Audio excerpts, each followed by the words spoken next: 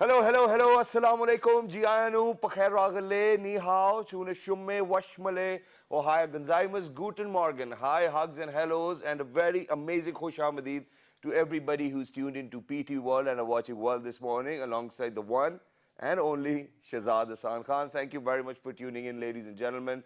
We hope that everybody at the back of their homes, they're perfect, they're fine, they're superb, they're healthy, and they are spiritually enlightened too as well, because the type of show we are going to have today is actually going to give you jitters, and it's because of the fact that, you know, what happens is that there are people whom you follow in life. So we have I've been lucky that I've been surrounded by such people too as well, who pray for me too, and I look up to them. So one of those guys is over here in the studio. So, and you can see that, you know, I'm getting a bit nervous too, because he's the maestro as well, and he keeps on guiding us too, and he always gives you the best advice. And when you get that type of people in your life, ladies and gentlemen, your life is sorted, and you do not have to be worried about anything or whatever you might probably think makes you insecure. But before we get started with that conversation, I think we need to take a look at what's going on in the country. Top stories coming up. And now, ladies and gentlemen, moving towards the topic of the show. So it is a very interesting topic. So what happens in our society is that quite a lot of times we say that people have vibes or people disseminate energy. And quite a lot of times whenever you are sitting with people, you feel it might be you yourself or your energy absorption or whatever you might want to term it. But what happens is that you get a good feeling from somebody and you do not get a good feeling from somebody. And it's because of the fact that you think that, you know, one of the person is actually having a positive mindset while the other is actually on the negative side. But what is positive mindset?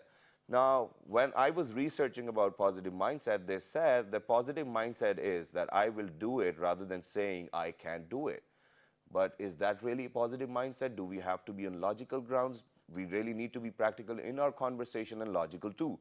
And that's what we're going to do. So on my right-hand side, my maestro, you know, in fact, the master of psychiatry too, and a person who actually makes sure that everybody's on the right track. He's none other than, and he's known globally for his services too, and he's none other than Dr. Mubbasher Malik, who's a psychiatrist by profession. Assalamu alaikum, sir. How are you? Thank you very much for joining us. Thank you very much for a very generous introduction. Always, always. Likewise, sir. Likewise, thank you very much for coming over.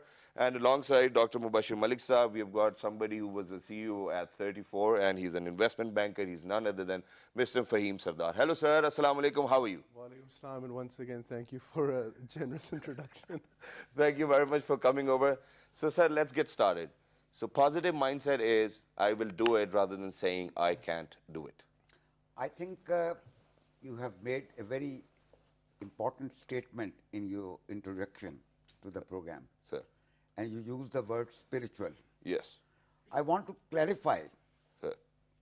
for people at large, that health has been defined as a state of mental, physical, social, and spiritual well-being. Exactly. So the topic of today is very much relevant to that. Yeah. What is social health? What is spiritual health? Mental health, of course, and positive mental health. On one hand, there are mental illnesses Yes. and mental abnormalities. But the most important thing which is relevant today is positive mental health of individuals and the nation. And these days, we have said goodbye to our value system, to our family system, and therefore, we have lost ourselves. All right. And as Quran Pak says, Innal insana lafi khusr. And we are at loss. And therefore, I think this topic that we are discussing today is most crucial importance at this point in time in our country and the world at large. So it's prevalent right now. Okay, so Faheem Sardar, sir, moving on to you now. Peter McWilliams say that avoiding a situation where you think you might make a mistake is actually the biggest mistake you're making. What do we actually mean by that? I think it's a question of not defining failure and success, having misconceptions of both. I think what Dr. Saab, the way he described many things, I mean, I would sort of come back to how he said it because I've talked about those in my books. Like when people avoid a situation, what are they actually doing? They're avoiding. Is it escapism or is it a sensible tactical retreat? What is it? That's what I'm asking. Now, if it's escapism, then there's a serious problem because nowadays we have, as I've described in my last book, Mind Conquest, you have to have a reflective mind as opposed to a reactive mind. What I, in my experience and research, have been able to come across is that people are becoming reactive. They want immediate gratification, immediate satisfaction. Maybe Dr. Saab would agree with me. If everything has to be done immediately, and they don't get that immediacy, they become, since they're reactive, they call it a failure. That's not actually a failure. I have had to redefine failure and success in my second book. All right. Okay, there's real failure, there's natural failure, there's real failure, there's real success, natural success, there's resisted failure and natural failure. And then there's that failure which your wife keeps on reminding you as well. I think you have made a very important point, that when we get into any difficulty, we tend to react. This is wrong. Very true. We must respond to whatever situation we come across. But it depends on, you know, what situation you have at hand. I think this is what it is all about. Because, for example, you say that the reaction is not important. Okay, reaction, we might use the word very differently, and respond is obviously a very different notion to this. Respond is a very positive thing. Exactly. So reaction now, is a negative thing. yeah, that's what I'm saying. So what is the difference? You know, what do we do so wrong with while we are reacting, and what do we do so positive while we are responding? That difference is something which nobody can identify that, okay, this was a reaction and this was a response. Shahzad, you very rightly said, we are talking about positive mental health. Exactly, sir. And that is very important. If you look around, in our society, we are plagued with conditions which I describe as gridosis, jealousy, Yes. prejudices, Very interesting. gossiposis. Yes, sir. We are all involved and we rationalize our wrong decisions. And this is why we are going. Mental health, when I was a young boy, the society was different. Exactly. There was value system. There was a joint family system, cohesiveness, grandparents telling little bit, tidbits of things in how to deal with life. That system has gone. The joint family system has become isolated, ridiculous. Do you think these are the reasons for all the negativity which we see around ourselves? Absolutely, absolutely. How and why? I think this is what we need to figure out, because we cannot go back to that joint family system now. So how do we recover ourselves? But we have lost a lot because of that. Exactly. I think 80% of value system that I learned as a child is from my grandparents. And do you think, as a psychiatrist, that it's just because of the fact that we have moved on towards nuclear family system has actually impacted us? Yes, absolutely, very badly. All right, very nice. I know people, I see patients every day, that there are children who are only talking on their WhatsApp and computers. They have no time Very true. for their interacting with parents. Okay, so moving on to Faheem Saab over here. Now, Faheem Saab, they say that what you need to do is find a positive viewpoint when in a negative situation. How do you think one gets that capability or develops a capacity of doing that? Because, you know, you are an investment banker yourself. You have to go through quite a lot of stress. Okay, Shahzad, in my second book, I did something which I'm not sure is advisable or something. I actually spoke about my failures. I spoke about my failures in my life instead of just only the successes. Pain, and I'm going to be very blunt here. Sure, sure. Just bear with me. Pain and the acceptance of pain is very important. Okay. Pain can change your mind, but you have to accept that this is something which is not right. If, as Dr. Saab rightly said, we lost our value. Look, every society has a value structure. Americans have lost it, the English have lost it, it's slipping away, okay? But the ability to look positively at something rests within two things here, in my opinion. And Firstly, one is the internal factor of acceptance. You have to accept that something is not right. Yeah. And you have to remember that there's something that is right, but we just haven't found it just yet. Number two is the external factor. Your external factor, which is more out of our control, we can't really control it totally. That factor has to be negotiated. not fought with, and above, no, you have to fight it, I'm sorry, I'm wrong, but not denied. Okay. We're living in denial. Yeah, we And do. we have, and I would very respectfully disagree, we have not moved to the nuclear family system. We're in a transition. We don't know, like a pendulum swings from one side to the other. We're somewhere in between. It is very interesting, yes. We're somewhere in between because we don't have that Lone Ranger philosophy, and we don't have that, as Dr. Saab described the family system that we lived with.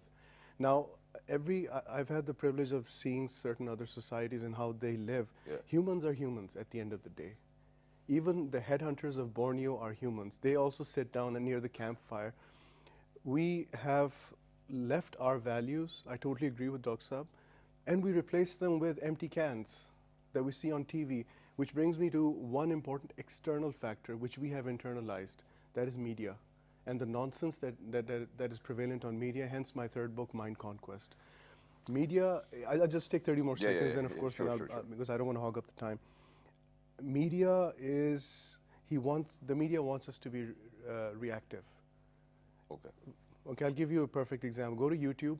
This is what sells. Yeah, go to YouTube, type in mind health or something like that, and type in rave parties. Yeah. Just and see the number of views, and you can tell the inclination. We are animalistic by nature. I'm not denying No, that. but what's wrong in rave parties too? No. Other than the religiosity aspect of it, I'm for talking- Muslims it might be, but for all the other people, it's not bad. Even for Hindus, do you know what's happening in Mumbai right now? They're getting arrested and thrown in jail for having rave parties. I'm talking about prioritization. Okay. The ability, I think I discussed this with Maha in my last discussion, we have to separate needs from wants. Okay, so that means that we need to live in a cultivated environment? I think Sardar Saab has made a very, very important point. He talked about the word pain. There's a deep pain inside everybody. Yeah. And I'm reminded of verses of Shakespeare from Macbeth. It says, pluck from the memory a rooted sorrow, raise out the written troubles of the brain, and with some sweet, oblivious antidote, cleans the stuffed bosom of that perilous substance which weighs upon the heart. But this is which gets difficult for people to do. This is what the point is. So how do you think in our daily life, in our daily routine, we can probably get all of this, whatever weigh upon our heart or on our heads or on our brains or whatever makes us stress, how do you think we can get rid of that? Shahzad, what is happening to our children and adolescents is extremely worrying. I saw a patient last month. His parents say that he's totally absorbed in the computer All right. and the internet. He even goes to the washroom when he's having bath, he takes it. And he doesn't have time to talk to anybody. There is no channel of communication between him and his parents and his teachers. So this is devastating. And we'll definitely come back to that, but right now, ladies and gentlemen, we have got a small trailer from a documentary, The Secret, and it's all about being positive in life. And if you haven't actually taken a look, I think we are going to give you a chance to take a look. Here's the trailer from the documentary. So this is indeed a new era in mankind or humankind as well, as they say. But ladies and gentlemen, before we move on with our conversation now, there's another notion, there's another statement, and that statement says, or in fact, it's a phrase. And it says that we do not see a problem as it is, we see a problem as we are. So what are we referring to over here? Is it about our personality characteristics? Is it about how we were nurtured or reared, or how we were living, or what our lifestyles were? How do we refer to this one? I think it's a very important thing that you have mentioned. We are going through a very difficult time, and unless we pay heed to what is happening in our family system, in our mental health. When people talk about mental health, they talk about mental illnesses. They are completely different things.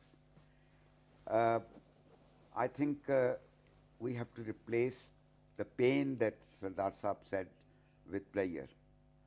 I feel that there is a need to go back to our old value system, pick out the best things and delete the wrong ones.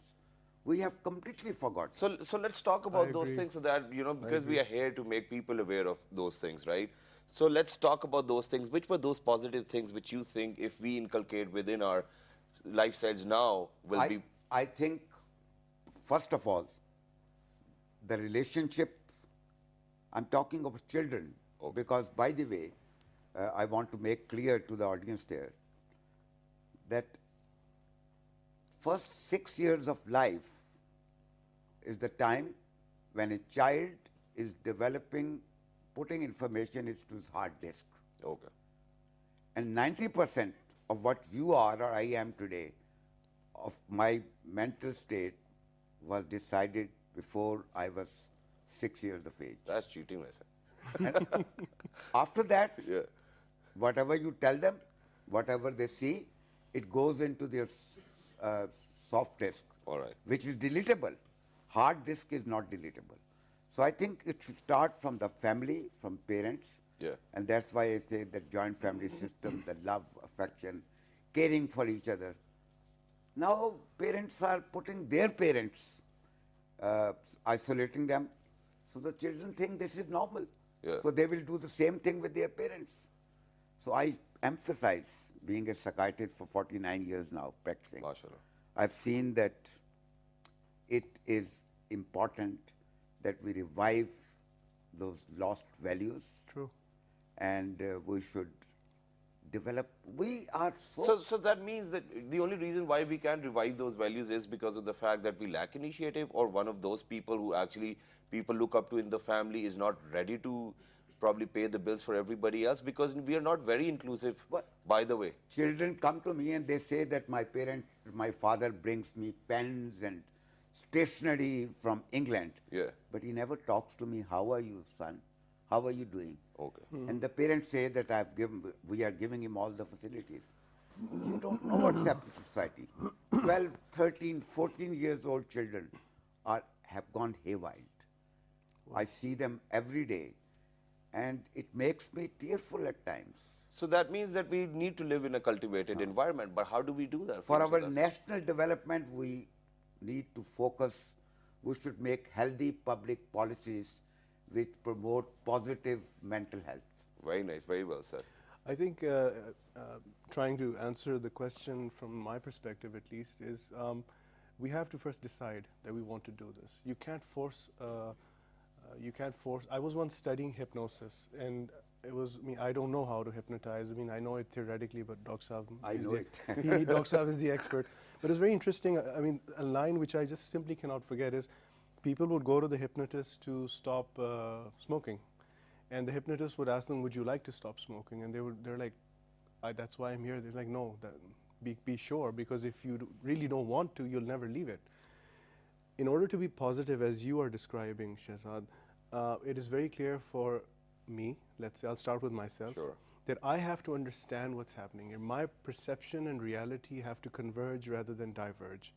I've talked about this in depth in my books, but the point is, it's easier said than done for me, because maybe I at some point crossed that threshold. So things are very different for me. Okay.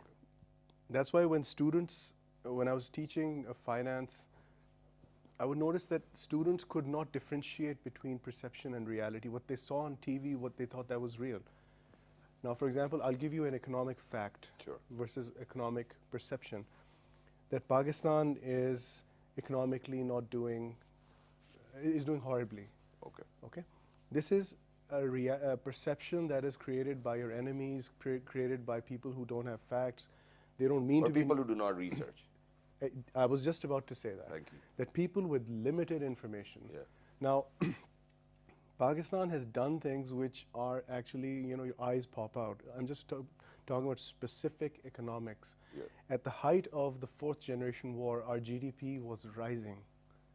This is something that was like, it's like shocking. That's the sign of a resilient nation. Exactly. That means we did something right. Let's accept that fact.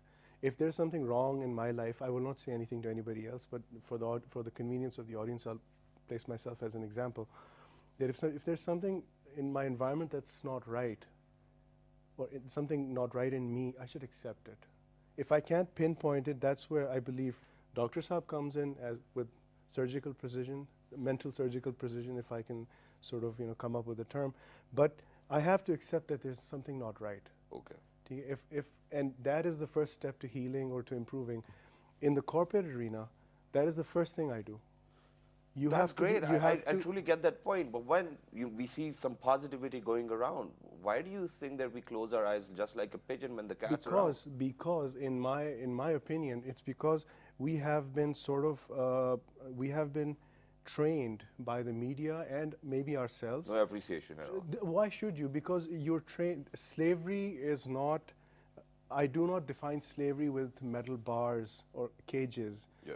Mental slavery. And there's a saying, I believe it was by Voltaire, if I'm not mistaken, that it is difficult to free fools from chains they revere. So when you're trying to emancipate a person's mind, somebody asked me about my third book, okay, how can a person be free? You're talking about how conquering a mind. I said, look, if you want to be free, you're free. Inside a cage. Your mind is free. It all depends on you. It depends on you. Now, the fact of the matter is, if we allow external factors to dominate our internal factors, here, let's just come back to what Dr. Saab said about values. When you have your own value system, external things don't just come in. Yeah. They interplay, they interact, you fuse, you learn something, you don't learn something. You reject something, you accept something. But when there's an empty can, it gets filled up pretty quickly. Absolutely, absolutely. I think you know the word anemia, Shahzad? Exactly, sir. When the hemoglobin comes down. Exactly. And person becomes vulnerable to different And the red diseases. blood cells drop. That's right. Hemoglobin Yes. comes down.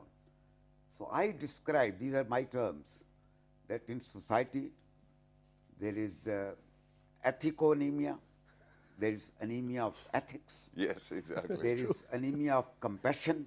I call it compassionanemia. There is sort of anemia of love for your country, love for your value system. I think it's very, very important. And Sardar Saab is very beautifully describing in a very philosophical way. Exactly. I like to put too it kind. more. You're I too kind. like to put it more simply. Sure, sir. We must focus on positive mental health. You see, if somebody says to me, asks me, one word advice to me, whether it's an adult or a child, and I say, T for tolerance. There is anemia of tolerance also. Exactly. There is anemia of compassion, Acceptance, as he said. ethics, Exactly. all these things. And when it doesn't happen, then children become haywire, they become very disturbed adolescent, resort to substance abuse. There is loss of sense of identity. Exactly. And I think, I don't know where we are going. Now you've made a And very... the only solution Yeah. is program and healthy public policies for promotion of positive mental health in schools, at workplace, in society forums at large. Okay, now there's one simple question which I want to ask you, sir, and that is that you have been practicing for 49 years. You're a psychiatrist by profession. Okay, so for the very first year when you started, well, you were in England back then, but when you came to Pakistan, since then, do you think that the number of people who are actually concerned about their mental health has actually risen, or it has not, or we still need to work on that? The problem is that people, when they become mentally ill, Yeah. then they and their families are very concerned. Okay. But I'm talking about pre-mental illness. Why does it occur? Why does it occur? Yeah. I think this is where we need to stop. And if we introduce the concept of tolerance, of ethics, compassion, and empathy, we don't love our country. We say we love it. Everywhere you sit and hear people, young people talk, yaar, hamare, what's happening in our country? Exactly. This is not the attitude. We are responsible. All right. We blame the leaders. They are not. Very right. You know, if I may say so, Sure, there is sure. a poetry in Urdu, and then I'll translate it. Sure, sir. बदलना है तो रिंदों से कहो अपना चलन बदलें फ़कत साकी बदल जाने से मैं खाना ना बदलेगा. The change of leadership, and we are expected a lot कि ये क्या, what are our leaders doing? We have to look at ourselves. Exactly. Our individual and collective unconscious and collective value system, which cannot happen in the country unless each citizen of the country participates. Thank you very much for saying that too. So idle mind is the devil's workshop. Okay, so people over here in Pakistan, I'm going to be very honest with my audience and viewers too as well. We do not want to work. We just want people to give us money and then we spend it and we buy all the brands, but we do not have to work. And majority of the youngsters whom I see now, they're looking for a shortcut too. Yes. Who's actually going to tell them that there's no shortcut? Can I add something Sure. here? And look, we are humans. We need heroes. We need somebody to look up to. We've got the wrong heroes. We've got the wrong heroes. For example, why do you say that we've got the wrong heroes? We had very good heroes. Yes. We had amazing. Okay, But we don't follow them. It's just that we do not promote them. Let me ask you a question. Sure. How many of youngsters, or let's say even many adult people, know about Kaka bin Amr? I don't They know. haven't even heard of his name. Exactly. You know the term, the one-man army, was coined because of this man. And I'll just very quickly talk about this. When Hazrat Abu Bakr received a letter from Khalid bin al-Walid, one of my heroes, that, you know, my men are tired, they just want to go home, what should I do? And he said, send them home. I don't know, half of his army just started walking back. He sent another letter. He said, send me reinforcements, otherwise the Persians are going to know before they know I want the reinforcements. And they said, fine, we'll send you reinforcements. A meeting was called in Medina, and our Caliph, Abu Bakr, Hazrat Abu Bakr, he said, bring Kaka bin Amr. And one young guy comes with 2 swords on his back, which incidentally is reminiscent of the game Gods of War, with the guy with 2 swords on his back. Exactly. Where did they get that idea? You know, we don't even know these things. And the people said, oh Caliph, are you sure you want to send one person in place of these thousands? He said, one is enough. Kaka bin Amr saved Khalid bin al-Walid 3 times from absolute imminent death. And he turned the tide. He was a game changer. We don't know his name. I'm just giving one example. Do we know about Ibn Khaldun? Do we know about Ibn Battuta? I mean, when you start taking these But names, even if people do not know about this, I think it comes down to believing in yourself. This is what the message is. I think the important thing which I defined in the very beginning, Sure. it all comes to the definition of health. Spiritual health is extremely important. And what Sardar Sahib is saying is very, very important. And what do you think we can actually do to look after our spiritual health? I think, again, the same, our value system, following Holy Quran. How many children are going through and understanding Holy Quran? Exactly. And look at the example of the founder of Pakistan. And if you look and read the philosophy of thinker of Pakistan, Allama Muhammad Iqbal, he talks a lot about spiritual health, mental health, social health. All his poetry is full of that.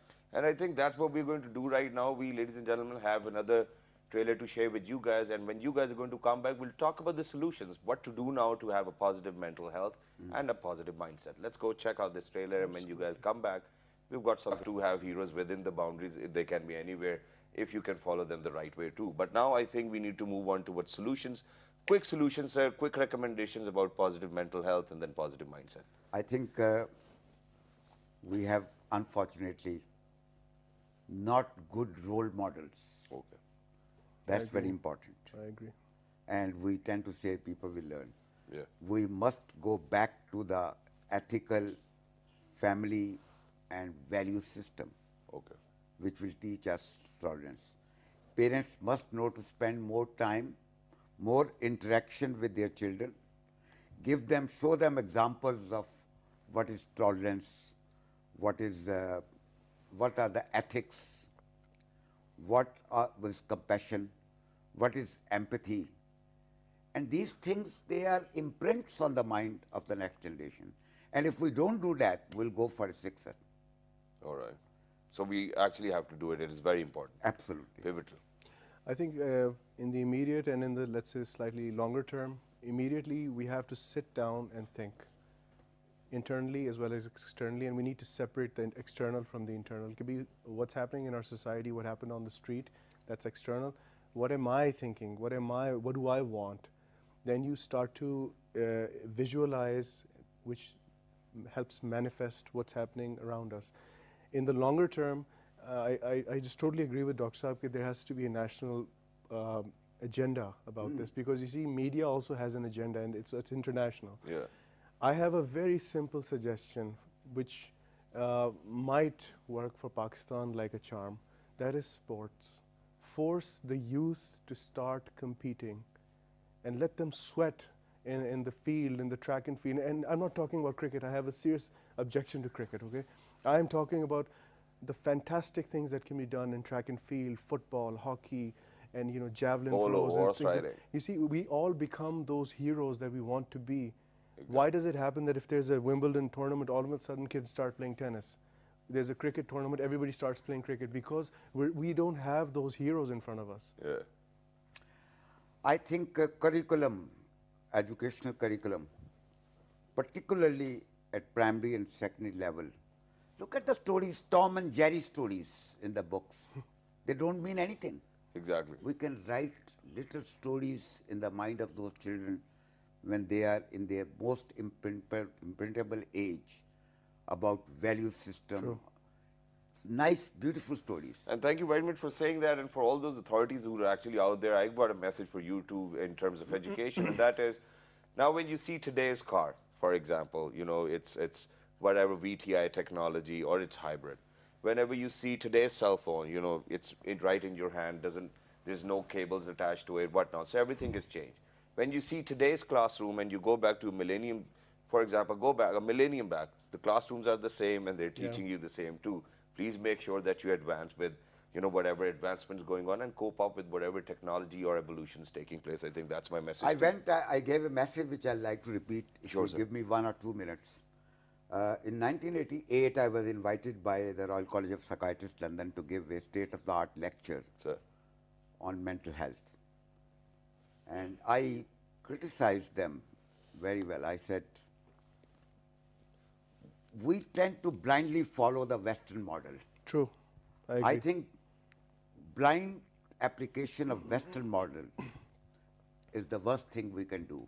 And my verses which I wrote, and I announced that there, and there was, alhamdulillah, standing ovation. I said, my clothes are torn, there are holes in them. So are my children's. Severe winter passes through them. Scorching heat penetrates through them. But never mind, never mind. One day, I'll find pieces of cloth and I'll patch them. Don't give me yours. I think this whole That is wonderful. phenomena of trying to follow this is happening in the West. By West and best are not synonymous, and East and beast is not synonymous. Exactly. What is good in the West is good for them. Very good. Let them do. We have to make our own models based on our own psyche, our own souls, our own systems. Thank you very much for saying that. Actually, we're running short of time and we need to cover this up as well. Thank you very much for saying these wise words. Thank you very much, Faheem Sardar Sahab, as well. So, ladies and gentlemen, 28 down the line, this is the 29th one named Mubbasher, written by our very own Dr. Mubbasher Sahab.